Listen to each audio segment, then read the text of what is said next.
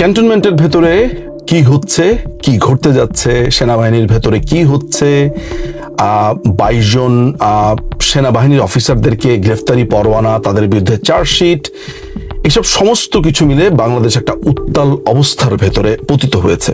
সারাদিনই এই প্রশ্নগুলোর সম্মুখীন হচ্ছি এবং খুব বিনীতভাবেই আমি চুপ থাকার নীতি অবলম্বন করেছি। বিশেষ করে সেনাবাহিনীতে কি হতে যাচ্ছে, মুভমেন্ট হচ্ছে কিনা, সেনাবাহিনীর বিভিন্ন বিষয়ে চুপ থাকাটাই আমার কাছে এই মুহূর্তে শ্রেয়।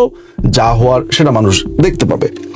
কিন্তু বাংলাদেশ সেনাবাহিনীর এই ড্রেসের, এই জলপাই ড্রেসের যে জৌলুস ছিল, তাদের যে ব্রাদারহুড ছিল এবং তাদের যে ঐক্য ছিল, এবং একজনকে কিছু বললে 10 জন সেটাকে নিজের ঘাড়ে নেওয়া বলে মনে করত, এবং সেনাবাহিনীর যে ডিগনিটি ছিল, তাদের যে আইন ছিল, নিজস্ব একটা অবস্থান বা চৌহদ্দি বা অ্যাম্বিট ছিল, সেটি ভেঙে পড়েছে, এটি বলা বাহুল্য।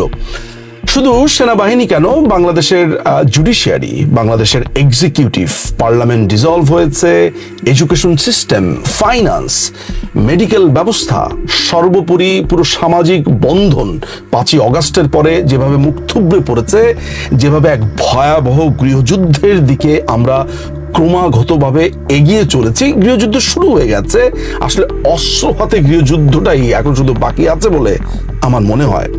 কিন্তু আমার প্রশ্ন হচ্ছে যে এই যে সেনাবাহিনীর অফিসারদেরকে গ্রেফতারি পরোয়ানা, তাদের বিরুদ্ধে চার্জ গঠন ইত্যাদি ইত্যাদি ইত্যাদি করা হলো, এই জিনিসগুলো নিয়ে আইনি প্রশ্ন কি? আমি আইনি প্রশ্নের তখনই উত্তর দিতে পারতাম বা উত্তর দিতাম যদি আমি মনে করতাম যে বর্তমান যারা ক্ষমতাসীন তারা বৈধ। তারা যেহেতু অবৈধ, অসাংবিধানিক এবং জোর করে এখানে বসে আছে, ফলে তারা কি করলো না করলো, কি চার্জ গঠন করলো, কি করলো, সেসব নিয়ে আমার একেবারেই মাথা ব্যথা নেই। আমি জানি এটার রেজাল্ট শেষ পর্যন্ত কি হতে পারে এবং আমি সার্টেইন এই ব্যাপারে। কিন্তু আজকে আমি একটা ঘটনা দেখেছি, যেটা দেখে আমি খুব বিস্মিত হয়েছি। সেটি হচ্ছে যে ঢাকা ইউনিভার্সিটির রাজু ভাস্কর্যের সামনে যেই সেনাবাহিনীর অফিসারদের ফেস্টুন বা প্ল্যাকার্ড বা তাদের ছবি সম্বলিত একটা অবয়ব সম্বলিত একটা প্ল্যাকার্ড সেখানে দাঁড় করিয়ে জুতাপেটা করা হচ্ছে, তাদেরকে নানান ধরনের ঘৃণা প্রদর্শন করা হচ্ছে, গালিগালাজ করা হচ্ছে, অর্থাৎ অলরেডি তাদেরকে দোষী সাব্যস্ত করা হয়েছে। যেই সেনাবাহিনীর অফিসারদের বিরুদ্ধে যদি কোনো অভিযোগ থেকেও থাকে, সেটি হওয়া উচিত ছিল আর্মি অ্যাক্ট 1952 অধীনে, যেটি সংবিধান সিদ্ধ। সেটি তো করা হয়নি, বরঞ্চ ক্যান্টনমেন্ট থেকে মাত্র 3-4 কিলোমিটার দূরে ঢাকা ইউনিভার্সিটিতে এই অফিসারদেরকে ক্রমাগত অপমান করা হচ্ছে। ক্যান্টনমেন্ট সম্পূর্ণ চুপ, ক্যান্টনমেন্ট কিছুই বলছে না। গতকালকে বা পরশুদিন একটি সংবাদ সম্মেলন দেখতে পেয়েছি সেনাবাহিনীর পক্ষ থেকে। মনে হচ্ছে যে তারা ভয়ে সন্ত্রস্ত, কি করবে বুঝে উঠতে পারছে না, অথচ তাদেরই কয়েক কিলোমিটার দূরে যখন বিচারের আগেই তাদের বিচার হয়ে যায়, সেটি নিয়ে সেনাবাহিনীর কোনো সংবাদ সম্মেলন নেই, কোনো প্রতিবাদ নেই, কোনো ঘৃণা প্রদর্শন নেই। অথচ আমরা জানি বাংলাদেশের সংবিধান কিংবা ইন্টারন্যাশনাল যে কোনো ধরনের লিগ্যাল নর্মসের ভেতরে প্রচলিত কথাটি হচ্ছে presumption of innocence, not guilty before the trial. Trial শেষ হওয়ার পরে কেউ গিলটি না, এটাই ধরে নেওয়ার কথা বা ধরে নেওয়া উচিত। কিন্তু বাংলাদেশের ক্ষেত্রে দেখতে পাচ্ছি যে সার্বভৌমত্ব বা দেশের সার্বভৌমত্ব যারা রক্ষা করেছে, দেশের যেই এই অফিসাররা আছে, কৃতি সন্তানরা আছে, তাদেরকে অপমান করছে ঢাকা ইউনিভার্সিটিতে। ঢাকা ইউনিভার্সিটি ঢাকা ইউনিভার্সিটি যেন এখন হয়ে উঠেছে বিভিন্ন মানুষকে অপমান করবার একটি সরাইখানা। যাকে খুশি তাকে সেখানে অপমান করো, গালি দাও। এখানে পড়ালেখার কোনো বালাই নাই, কোনো রিসার্চ নাই, কোনো গ্রুপ স্টাডি নাই, নাথিং। শুধু চা খাও, তর্ক করো, 2 দিন পর পর রাজুতে আসো, গালিগালাজ করো, আন্দোলন করো। এটা হচ্ছে ঢাকা ইউনিভার্সিটির বর্তমান অবস্থা। আমার কাছে এই জিনিসটা এত বেশি বিস্ময়কর লেগেছে যে সেনাবাহিনীর তরফ থেকে কোনো ধরনের বাংলাদেশের প্রত্যেকটি অর্গানকে যেভাবে সিস্টেমেটিক ভাবে এই জামাত শিবির, এই তাজুলের আদালত শেষ করে দিচ্ছে, ধ্বংস করে দিচ্ছে। ওই 1971 সালে পাকিস্তান যেটা বলেছিল যে তোমাদেরকে দেখে নেব, এই দেখে নিতে তাদের 54 বছর লেগেছে। শিবিরের একটা আস্ত মাংসপিণ্ড তাজুল ইসলাম, যে রাজশাহী ইউনিভার্সিটির একটি মার্ডার কেসের আসামি, সেই ছেলেটিকে দিয়ে এখন ট্রাইব্যুনাল সাজিয়ে এই টিকটিকি, এই তেলাপোকার বাচ্চা এখন সেনাবাহিনীর বিচার করছে। কিন্তু প্রশ্ন উঠছে যে এই তেলাপোকার পেছনের সাহস কারা? এই তেলাপোকার সাহসের জন্য নিশ্চয়ই তার রসদের প্রয়োজন আছে। এই রসদ কোথায়?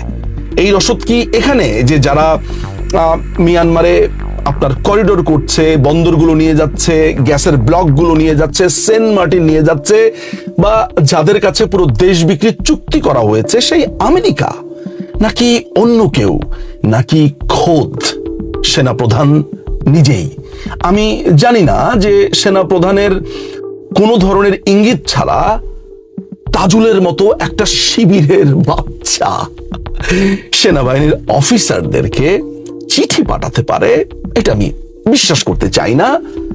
আমার কথা ভুল প্রমাণিত হলে, ভুল হলে সবচাইতে বেশি যেই মানুষটি খুশি হবে সেটি আমি নিজেই। আমি এটি সমস্ত চিন্তার ভার দর্শকদের কাছে ছুড়ে দিতে চাই এবং আরেকবার মনে করিয়ে দিতে চাই যে একজন মানুষের বিচারের আগেই তাকে গিলটি করে ফেলা হয়েছে ঢাকা ইউনিভার্সিটিতে, অর্থাৎ সেনাবাহিনীর অফিসারদেরকে অপমানের চূড়ান্ত। আমাদের সেনাবাহিনীর যে বিরাট অংশ এখনো দেশপ্রেমে উদ্বুদ্ধ রয়েছেন, আমার দৃঢ় বিশ্বাস, কেন জানি মনে হচ্ছে যে তারা ঘুরে দাঁড়াবে এবং খুব অচিরেই দাঁড়াবে, এবং সেই দাঁড়ানোটাই হবে শেষ পরিণতি জামাত সহ ইউনূস সরকারের। বাংলাদেশের পরিস্থিতি দিন কি দিন যে দিকে ধাবিত হচ্ছে, আমাদের সকলের মাঝে মাঝে চিন্তার কিছু যে স্বাভাবিক গতি হওয়ার কথা, সেখান থেকেও দেখা যাচ্ছে অনেক সময় অনেক কিছু কিছু বিষয় খুবই স্থির গতিতে অগ্রসমান, আর কিছু কিছু বিষয় খুব তড়িৎ গতিতে অগ্রসমান। যেমন লক্ষ্য করলে দেখা যাবে যে একটি রাজনৈতিক শক্তি, তারা কিন্তু মাঠ গরম করে রাখেনি, তাদের সাথে কিন্তু কোনো ধরনের তেমন কোনো ধরনের রাজনৈতিক বাগ বিতণ্ডা এসবগুলোতে যুক্ত নয় যারা, সেই পার্টিটা হলো যে বাংলাদেশ বিরোধী যে রাজনৈতিক বা ধর্মীয় রাজনৈতিক সংগঠন জামায়াতে ইসলামী। আমি ফিরে যেতে চাই 5ই অগস্টের বিকাল 3টা বা 4টার সময়, 3টার পরে, যখন বাংলাদেশের সেনাবাহিনী প্রধান মিডিয়ার সামনে এসে বলেছিলেন যে আমার সাথে প্রথম শব্দটা বলেছিলেন জামায়াতে ইসলামীর নেতৃবৃন্দের সাথে। বাংলাদেশের প্রায় বলবো 95% মানুষ কিন্তু এটা প্রত্যাশা করেনি। তারা সবাই ভেবেছিল যে রাজনৈতিক দল, বহু রাজনৈতিক দলের নাম বলবে, হয়তো বা টেকনিক্যাল কারণে বিএনপির নাম প্রথম না বললে অন্যান্য রাজনৈতিক দল বলবে, এমনকি আওয়ামী লীগের নাম বলবে। সেটা সেদিন তিনি করেননি।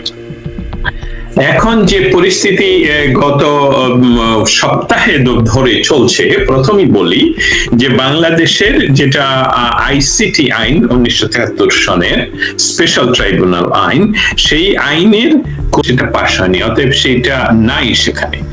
এখন যেটা ঘটছে সর্বশেষ পরিস্থিতি, সেটা হলো যে এই আলোচনাটুকু এই জন্য করলাম যে আমি এটাতে বিশ্লেষণ বড় করতে গেলে এটা হয়ে যাবে একাডেমিক আলোচনা।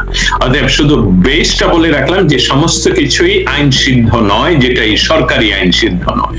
অতএব এই সরকারের কাছ থেকে আমরা আইন সিদ্ধ কোনো কাজ করতে পারি না। আর এই সরকার যারা উপদেষ্টা হিসেবে বসে আছেন, তারাও কিন্তু এক ধরনের ঠিকাদার, কারণ মূল রাজনীতির বা শক্তির চাবিকাঠি এখন জামায়াতে ইসলামের হাতে।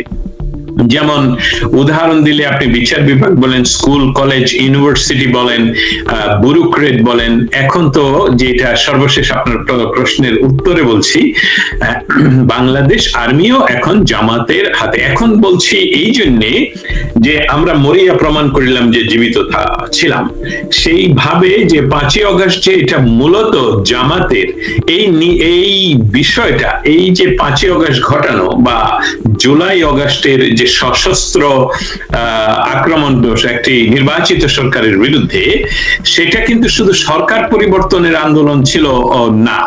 যদি সরকার পরিবর্তনের আন্দোলন থাকতো তাহলে এটা গণজাগরণ হতো।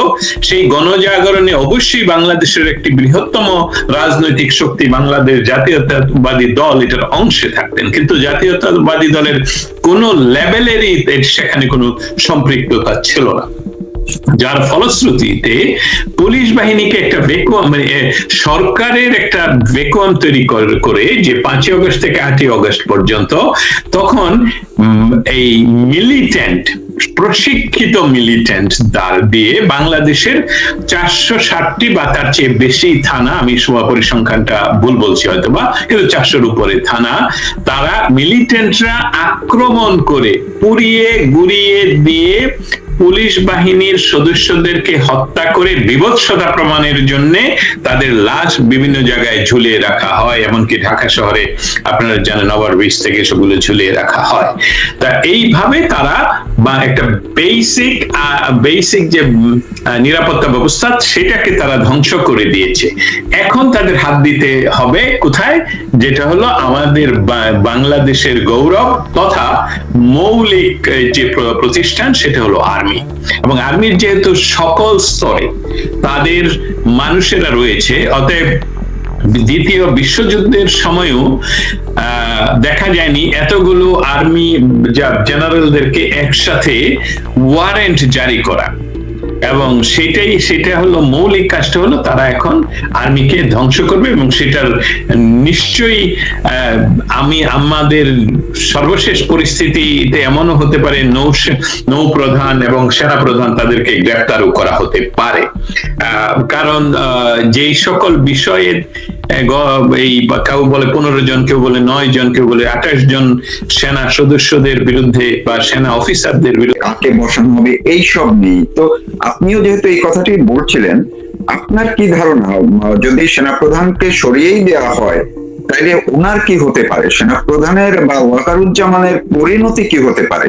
তিনি তো গত 13-14 মাসে কোনো ভূমিকা দেখাতে পারলেন না, এখন তাহলে তার পরিণতি কি হতে পারে যদি হয়? আমি যদি শব্দটার উপরে জোর দিচ্ছি। আচ্ছা, আমিও বলছি যদি হয়।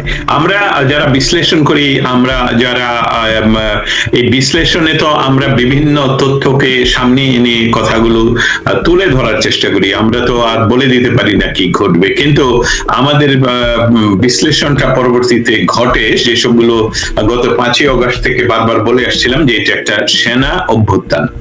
কারণ সেনা অভ্যুত্থানের সাথে এটা ট্রেনিং দেওয়া এবং অস্ত্র সরবরাহ করা সমস্ত কিছুর সাথে এখন এটা দিব্য সত্য যে এর সাথে সেনাবাহিনী যুক্ত ছিল। যার জন্য দেখলেন যে বাংলাদেশের আইনে যারা যে সকল জঙ্গিরা জেলে ছিলেন, সেনাবাহিনীর জিপে করে তাদেরকে সসম্মানে জেল থেকে বের করে তাদের জিপে দাঁড় করিয়ে মাইকে মেগাফোন মুখে হাতে নিয়ে তাদেরকে দিয়ে বক্তৃতা করিয়েছেন। এবং আপনি সর্বশেষ যে প্রেস ব্রিফিং তারা করলো, সেখানকার আপনি যদি তাদের বডি ল্যাঙ্গুয়েজ এবং ভাষার শব্দের প্রয়োগ দেখেন, ইনসাফ সহ অন্যান্য শব্দগুলো, তাহলে বুঝতে পারবেন যে কোন ল্যাঙ্গুয়েজে তারা কথা, কোন ভাষায় তারা কথা বলছে। অতএব এখানে আপনার মতন আমি বলি, যদি না আমাদের সেনা প্রধান তাদের নির্দেশ, আদেশ, উপদেশ এই বাহিনী এবং ব্যুরোক্রেটরা করতে হবে, না হলে তাদের কার্য যেটার অধীনে, যে এগ্রিমেন্টের অধীনে তারা কার্য সম্পাদন করেন বা চাকরি করেন, সেটা ভায়োলেট করবে। অতএব কোনো ক্রমেই এই বিষয়টা ঘটার কথা না, যেটা ঘটাচ্ছে বা চলমান এখন, সেটাতে যদি বলি যে তাহলে আপনার প্রশ্ন, যদি জেনারেল ওয়াকার জামাতের সক্রিয় সদস্য না হবেন তাহলে ওনাকে স্কেপ করা হচ্ছে কেন? কারণ ওনার চতুর্দিকের, ওনার সহযোগী ওনার সমস্ত সহযোগী এবং লাস্ট সহযোগী পর্যন্ত তাদেরকে কিন্তু স্কিপ করা হয়নি, এবং তাদের প্রত্যেককেই মূলা ঝোলানো হচ্ছে এই ওয়াকারকে দিয়ে তাদেরকে কিন্তু বলানো হচ্ছে ইয়ের মতন, আমি বলবো আমাদের শ্রদ্ধেয় ভানু বন্দ্যোপাধ্যায়ের মধ্যে, আরে খুকনের গিয়া ফাঁসিতে ঝুইলা পড়তে আমি তো আছি। এই ধরনের প্রত্যেকটা জেনারেলদেরকেই উনি বলেছেন আপনারা কাছাকাছি থাকবেন, আপনারা সেফে থাকবেন, কিছুই হবে না, আপনাদের কে সর্বোচ্চ সম্মানের সাথে এখানে লগে রাখা হবে। এখন সেখান থেকে যে কোনো ভাবেই আমি কনফার্ম করতে পারি যে জেনারেল কবির উনি সেফ এক্সিট নিয়েছেন, কিন্তু অন্যান্যরা নিতে পারেনি, এবং তাদের জন্য এখন প্রজ্ঞাপন জারি করে ক্যান্টনমেন্টের ভিতরে তাদের মেসকে জেলখানা বা সাব জেল হিসাবে ঘোষণা করা হয়েছে। অতএব যদি উনি সক্রিয় মেম্বার না হবেন তাহলে উনার উপরেও এটা আসার কথা। আমি এখন ওপেনলি বলে ফেলি, বাংলাদেশের সর্বস্তরের ক্ষমতা জামাত নিয়ন্ত্রিত, অন্য কারো হাতে নেই, সমস্ত স্তরের। সেখানে জামাত নির্বাচনের কোনো প্রয়োজন নেই, তারা অনির্বাচিত ভাবেই দেশ আরো বহুদিন দখলে রাখতে পারবে। কিন্তু তাদের একটা প্রয়োজন হলো, যেটা ঢাকা ইউনিভার্সিটি এবং জাহাঙ্গীরনগর ইউনিভার্সিটিতে একটি টেস্ট কেস, মানে ইলেকশন ইঞ্জিনিয়ারিং করলে বিএনপি যাতে কোনো ক্রমে বাধা দিতে পারে কিনা, জনগণ খেপে উঠে কিনা, আমরা এটাকে ধরে রাখতে পারবো কিনা, এই টেস্ট কেসটা ওরা করে ফেলেছে। এখন তাদের ওই নির্বাচন যদি 26শে ফেব্রুয়ারিতে হয়ও, সেটা নির্বাচিত করার জন্য ইতিমধ্যে বাংলাদেশের প্রধান কিছু গণমাধ্যম নিউজ তারা কিন্তু গত একদিন ধরে দেখবেন বা 2 দিন ধরে দেখবেন পরিসংখ্যান পাঠাচ্ছে যে ভোটের মাঠে কে কতটুকু ভালো করছে। সেখানে কিন্তু জামাতকে 30%-এর উপরে দেখানো হচ্ছে। সো জামাতের পরে এনসিপি কে দেখানো হচ্ছে, তারপরে বিএনপি কে দেখানো হচ্ছে।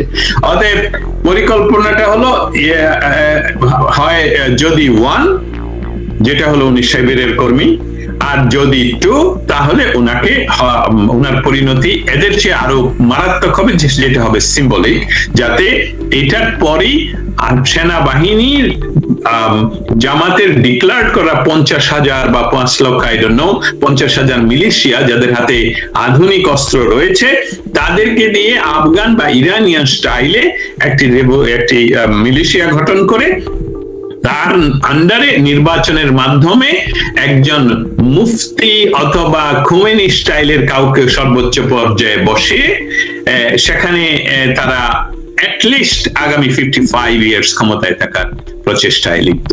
এবং সেখানে ওয়াকার যদি হয়ে থাকেন শিবির কর্মী, তাহলে তাকে সেফ এক্সিট দেওয়া হবে। উনি যখন রিটায়ার্ডে যাবেন এই বছর, আগামী বছরের মাঝামাঝিতে, তারপর থেকে তাকে আর সংবাদে দেখা যাবে না, সে কোথায় আছে আমরা জানবো না। সে হয়তো বা ভালো থাকবে আপনাদের কোথাও অস্ট্রেলিয়ায় অথবা আমেরিকায়। জি, একদম শেষ পর্যায়ে 1-2 মিনিটের মধ্যে, যে আপনি বা আমি বা আমাদের মতো অনেকে যারা এই আশঙ্কা করি এই যে ওয়াকারুজ্জামানকে নিয়ে, যে তার পরিণতি এখন যে ধারায় চলছে, টালমাটাল অবস্থা গত কয়েকদিন পর্যন্ত ক্যান্টনমেন্টে, যদি তাই হয়, অর্থাৎ আমি আবার রিপিট করি, আপনার আমার ধারণা আশঙ্কা এগুলো যদি অবস্থায় যদি আসলে কার্যকর হয় তাইলে তো এক জিনিস। কিন্তু আমরা এই পরিস্থিতি থেকে ওয়াকারুজ্জামানের হাতে এখনো কি কোনো অপশন আছে যে তিনি আসলেই দেশপ্রেমিক হিসাবে ঘুরে দাঁড়ানোর মতো বা পরিস্থিতি থেকে উত্তরণের জন্য কোনো পদক্ষেপ কি উনি নিতে পারেন? সে অপশন আছে বা সেটাও কি আমরা প্রত্যাশা করতে পারি কিনা, একদম ছোট করে যদি আপনি একটু বলেন। বিষয়টা এখন অঙ্ক শাস্ত্রের মতো, যেমন সরল অঙ্ক যত সরল ততই কিন্তু সরল নয়। এটাকে মিলানো, এটা রেজাল্ট তৈরি করা, জানতে হবে কোন স্টেপের পরে কোন স্টেপ, কোনটা আগে কোনটা পরে তাতে আমাদের ওয়াকার সাহেব সম্বন্ধে যেটা বলছেন যে উনি ঘুরে দাঁড়াবেন, কিন্তু ঘুরে দাঁড়াবেন কোথায়? উনি তো ঘুরেই দাঁড়িয়েছেন। উনি 5ই অগস্টে উনি ঘুরেই দাঁড়িয়েছেন, কারণ উনাকে যে একটি নির্বাচিত সরকার ওনার আত্মীয়তার সূত্রে হোক আর যে কোনো সূত্রেই হোক, ওনাকে একটি সেনাবাহিনীর প্রধান হিসাবে দায়িত্ব পালন করতে দিয়েছেন। তিনি সেই মুহূর্তে যখন মেটিকুলাসলি ডিজাইনের অংশ হিসাবে প্রধানমন্ত্রীর কার্যালয় এবং আমাদের সবচেয়ে গৌরবের স্থান যেটা হলো আমাদের পার্লামেন্ট ভবন, সেটা উন্মুক্ত করে দেয় জনগণের জন্য, কোনো ধরনের বাধা তারা সেখানে তৈরি করেনি। তার মানে উনি সেদিন ঘুরে দাঁড়িয়েছেন। সেই ঘুরে দাঁড়ানো থেকে এখন যদি বলেন আবার ঘুরে দাঁড়াতে হবে, তাহলে সেটা তো করতে হবে ৭১-এর পক্ষে, সেটা তো বাংলাদেশের পক্ষে করতে হবে। তাহলে সেই সুযোগটা কি উনি আর আমার মনে হয় না সেই সুযোগটা ওনার হাতে আর বাকি রয়েছে। কারণ যে সকল সহযোগী সেনা অফিসাররা ওনার সাথে ছিলেন তাদের সবাইকে কোনো না কোনো উপায়ে নির্মূল ইতিমধ্যে করা হয়ে গেছে। এখন মূলত উনি নামে প্রধান আছেন। আমি কিন্তু এটা সরাসরি অনেকটাই বলতে পারেন যে আপনি এভাবে বলছেন যে আপনি ভেরিফাই করে দিচ্ছেন, আসলে আর রাগ ঢাক রাখার কোনো ইচ্ছা নাই। আর কত বলবো যে এই অঙ্ক মিলছে না, অঙ্ক মিলে গেছে যে উনি ঘুরে দাঁড়িয়েছিলেন সেদিন, এবং বর্তমানে যে ঘটনাটা ঘটছে এখন উনি হলেন নীরব দর্শক। যেমন যে কথাগুলো আবারও চলে যাই সেনাবাহিনীর প্রেস ব্রিফিং এ, যে কথাগুলো যে শব্দ দিয়ে, যে ল্যাঙ্গুয়েজ দিয়ে, যে বডি ল্যাঙ্গুয়েজ দিয়ে বলা হয়েছে, সেটা সেনা প্রধানের যদি অনুমোদন নিতে হতো তাহলে যে আপনি যে লাইনে বলছেন, তাহলে তারা এটা বলতো না। তারা বলতো না, সেনা কর্মকর্তাদের বিচার সেনাবাহিনীর বাইরে আইনগত ভাবে যাওয়া যায় না, কারণ সেনাবাহিনীর কাছে তারা করবে। অন্য কোন কোর্ট, সিভিল কোর্ট যদি তাদেরকে আদেশও করে, তারা সেখানে যদি সমর্পণ করে নিজকে, তাহলে এটা সেনা আইন বিরোধী কাজ হবে। অতএব এটা একটা বিষয়। দ্বিতীয় আরেকটা বিষয় হলো যে তারা বলছে সেই ব্রিফিংটা খুবই ইম্পর্টেন্ট ভবিষ্যতের জন্য, এটা মুছে যাতে না যায়, এটা যাতে থেকে যায়। এই ব্রিফিং এ বলছেন যে আমাদের হাতে ওয়ারেন্ট আসেনি, কিন্তু আমরা তাদেরকে সেফ কাস্টডিতে রেখেছি। এখানে কতগুলো আইন মানে ভবিষ্যতেও যে সবগুলো দেখানো যাবে। যে প্রথমত হলো যে কাদের নামে ওয়ারেন্ট তারা অফিসিয়ালি জানেন না। ওয়ারেন্ট না আসাতে আমাকে আপনি কাস্টডিতে নিতে পারেন না। তাহলে আপনি কিভাবে জানেন যে আমার নামটা সেখানে আছে? এসবগুলো অনেকগুলো গরমিল, তাই না? আরো হলো যে পৃথিবীতে যে দুইটি প্রচলিত আইনের কালচার রয়েছে, একটি হলো কমন ল কালচার আর একটা হলো রোমান ল কালচার বা civil system of law culture. এই দুইটি কালচারের পৃথিবীর সমস্ত দেশ পরিচালিত হয়, কিছু কিছু আরব দেশ ছাড়া, যে আরব দেশগুলোতে যেটা হলো শরিয়ত। সেই শরিয়তেও একজনকে গ্রেফতার করলে, সরকার যদি কাউকে গ্রেফতার করে, পুলিশ বাহিনী, যে কোনো বাহিনী, তাহলে 24 ঘন্টার ভিতরে তাকে জেলে পাঠানো যাবে না, আগে কোর্টে যেতে হবে। কোর্ট পরবর্তী আদেশ দিলে সেখানে তাকে সেখানে একটা সাব জেল তৈরি করা যায়, জেলে পাঠানো যায়। তার বাড়িকে কোর্ট এটা ডিসিশন দিতে পারে, বা সরকার তখন ডিসিশন দিতে পারে যে ওনাকে এই জায়গায় রাখা হবে, এটা সাব জেল হিসাবে। এখন আপনার মৌলিক প্রশ্নটা যে ঘুরে দাঁড়ানোর, তো এখানে কোনো উপায়, কোনো পরিলক্ষণই দেখছি না। সমস্তটাই যেটা দেখছি যে সারা শরীরে কোভিড। আপনার কোভিডের যতগুলো লক্ষণ হলে আপনাকে বলা হবে যে আমরা যখন কোভিডে আক্রান্ত ছিলাম তখন আমাদেরকে প্রতিদিন বলা হতো যে এই লক্ষণ হলে তোমার কোভিড হয়েছে, ওই লক্ষণ হলে তোমার কোভিড হয়েছে। আমি দেখতে পাচ্ছি যে ওনার ঘুরে দাঁড়ানোর যে ওনার যে সাবমিশন, এই সাবমিশনে কোথাও দেখা যাচ্ছে না যে ওনার সাথে ঘুরে দাঁড়ানোর মতন শক্তি নেই। ওনার এখন দুইটা চোখ, দুইটা হাত রয়েছে, আর ওরা যা